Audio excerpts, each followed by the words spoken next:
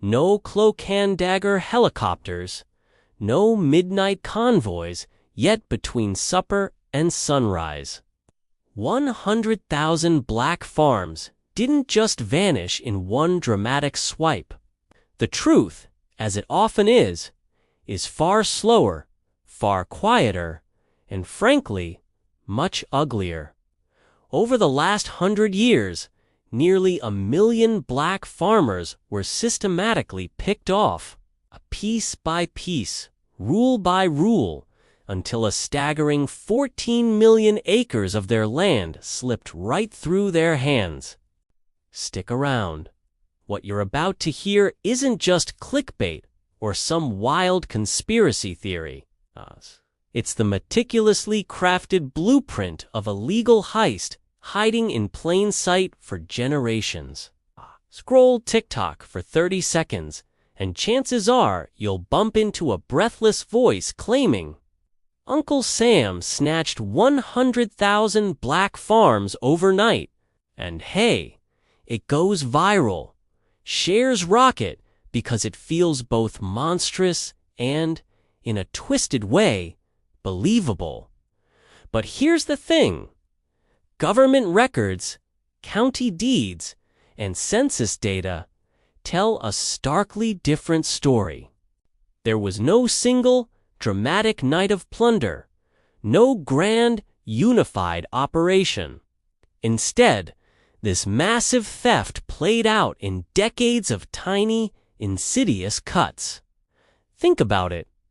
Denied loans, forged signatures, rigged tax sales, outright intimidation.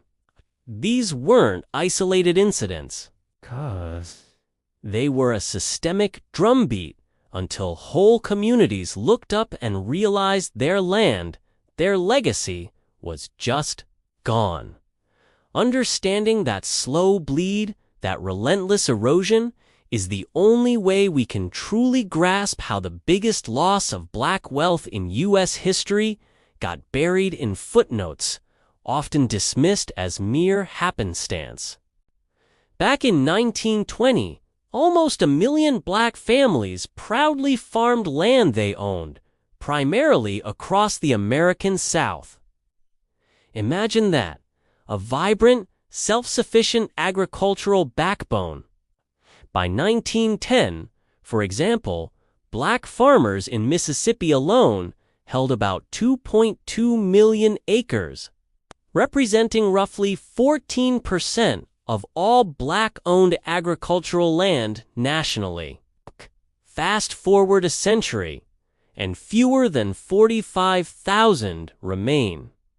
That's a gut-wrenching drop. The acreage shrinkage. Even starker. We're talking 14 million acres, an area larger than New York, New Jersey, and Connecticut combined, systematically moved out of black hands. Let that sink in. Adjust for today's land values, and you're staring down an estimated $326 billion in erased wealth. To put that in perspective, that's enough to nearly double the median black household's net worth overnight. So no, these farms didn't vanish in a single moonlit coup, nor were they simply abandoned.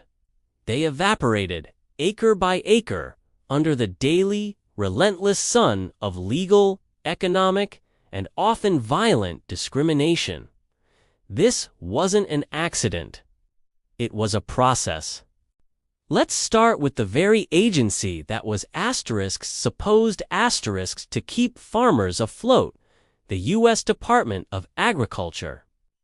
From the 1930s onward, county committees operating within the USDA held immense power. They controlled who got crucial seed loans, who qualified for crop insurance, and who received vital disaster relief.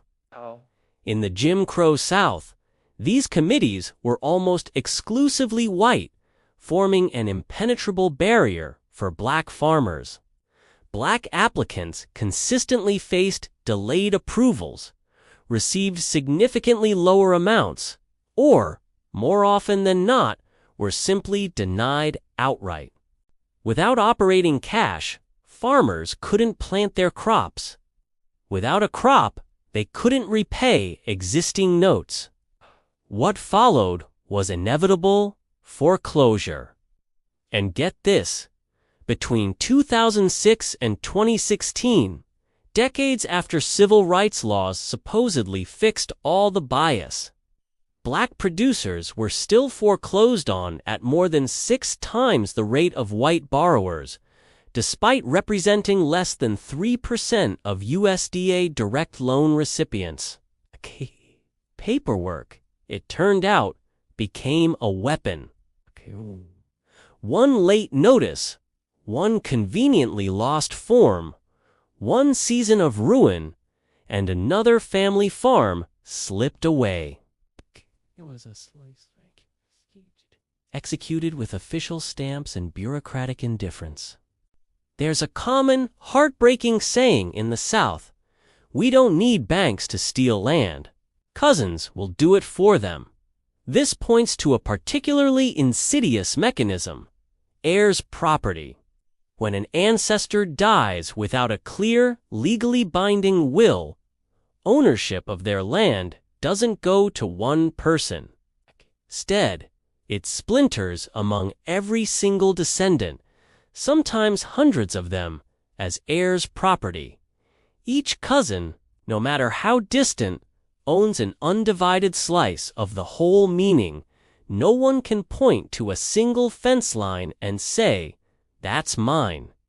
This legal ambiguity is a speculator's dream. They'll approach one relative, often the most vulnerable or financially strapped, and buy their small share for a pittance.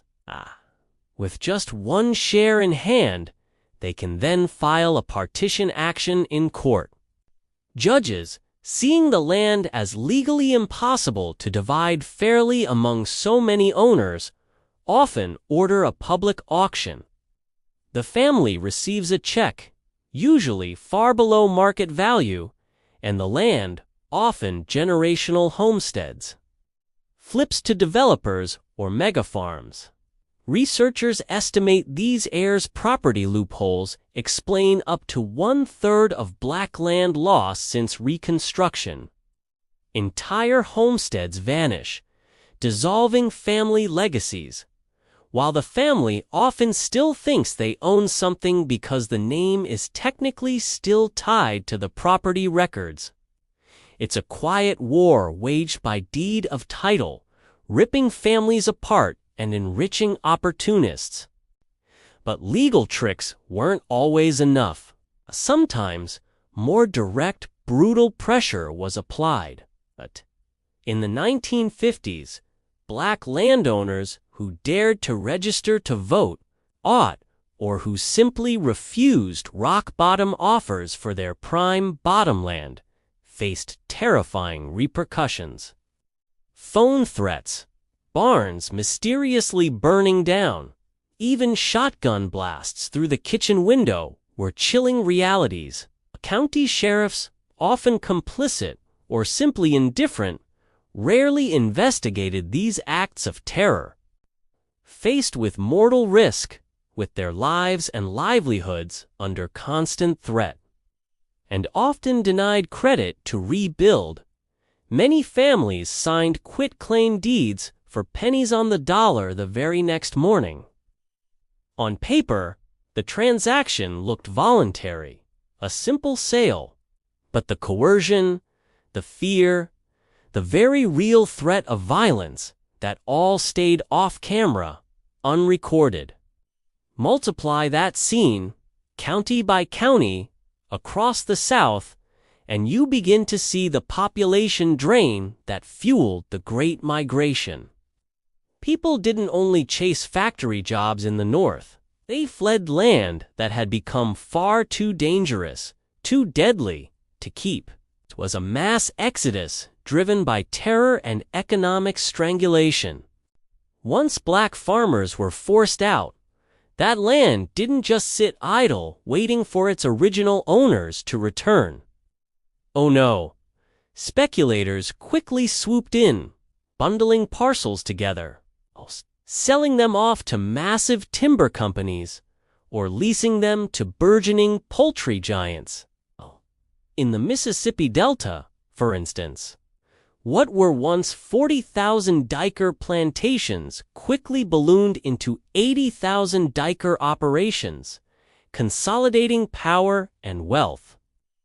Today, Wall Street investors are parking massive pension funds in those very same row crops, turning agricultural land into a financial asset. The USDA, ironically, even offers crop insurance subsidies to foreign-owned conglomerates now cultivating these lands. Meanwhile, the descendants of those original black owners, the families who tilled that soil for generations, now drive past fields they can barely recognize. They see towering center pivot sprinklers and colossal plastic storage silos, knowing deep down that their family's history, their family's wealth, once lay beneath those very fields. The transfer of wealth was systematic, not personal, just business, as they say. Yet, the racial footprint is laser sharp, white ownership up, black ownership down, and corporate consolidation on hyperdrive. The story isn't just one of loss, though. It's also a powerful narrative of resistance and resilience. The Pigford lawsuits of the late 1990s, for example, forced the USDA to finally admit its systemic bias and pay roughly $1 billion in settlements. It was a landmark victory, but for many recipients, that check arrived decades too late. Parents and grandparents, the actual victims, had already passed on. Today, incredible groups like the Federation of Southern Cooperatives are actively fighting back.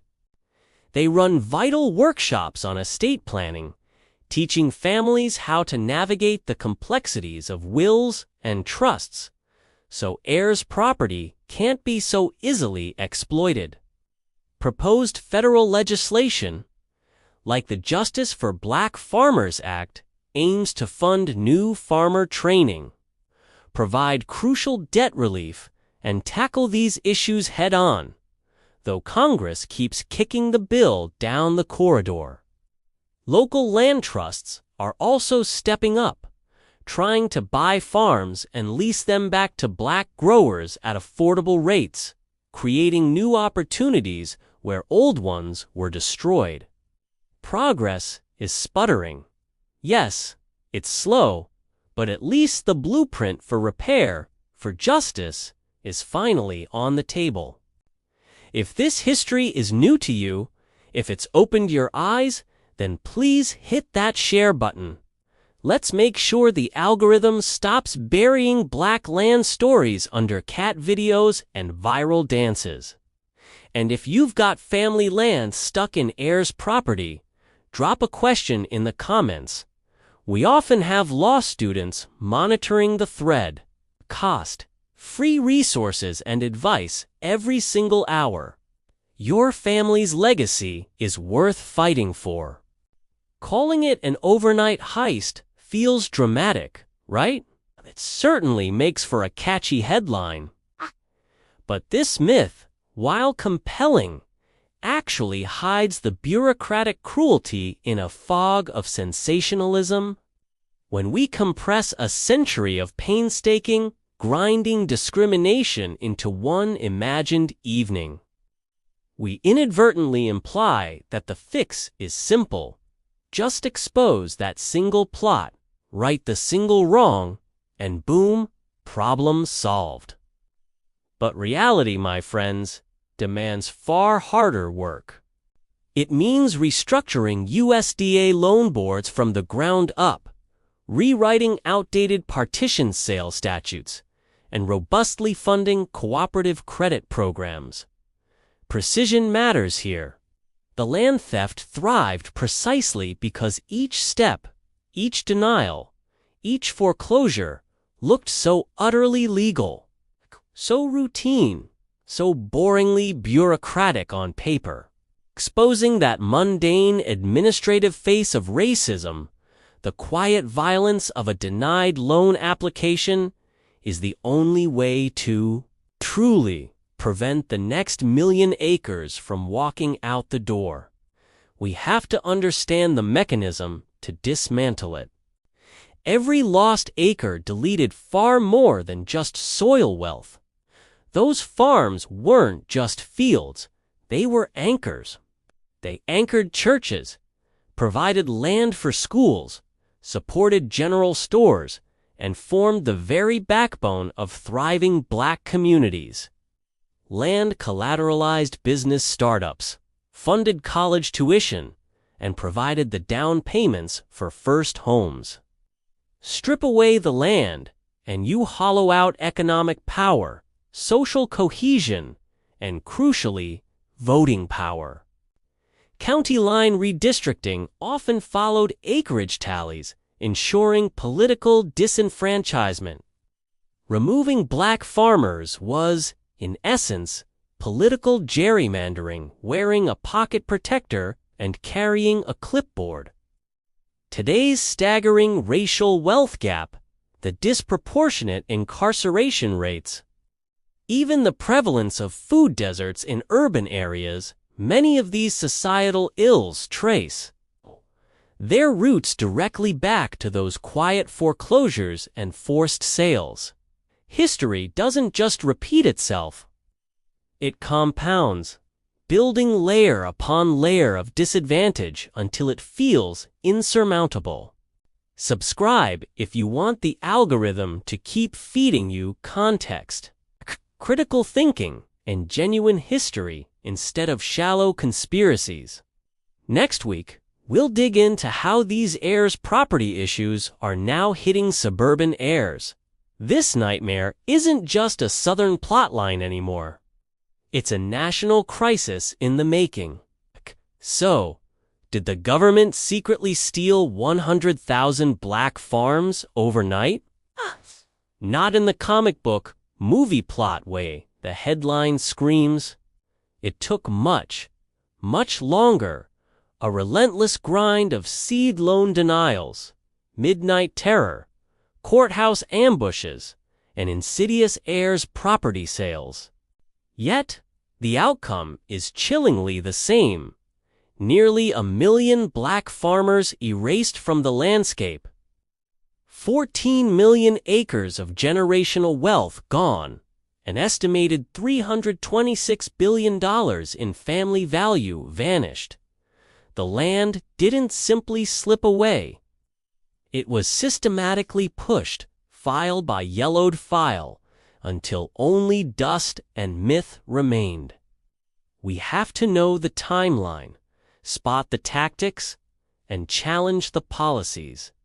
Because if we don't, if we allow this history to remain buried or oversimplified, the next 100 years will surely finish the job, and the blueprint for repair will be lost forever.